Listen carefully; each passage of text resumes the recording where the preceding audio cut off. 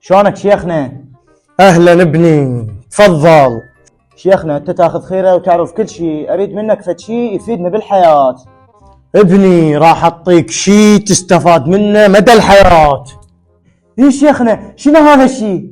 ابني اذا لقيت لك شخص بالشارع وتريد تعرف ايش بيه قل له اعرف كل شيء. ايه شيخنا مشكور. اقول لك يمه ترى انا اعرف كل شيء. هاي مش تعرف، هاي الخمسة بس تقول. اقول لك ابويا ها ابوي قول ايش عندك؟ ترى اعرف كل شيء اني. عرفت كل شيء. هاك ابوي هذا 1000 دينار ولا تقول لاحد. ايه خل اروح لابو احمد جيراننا، خل اقول له انا اعرف كل شيء.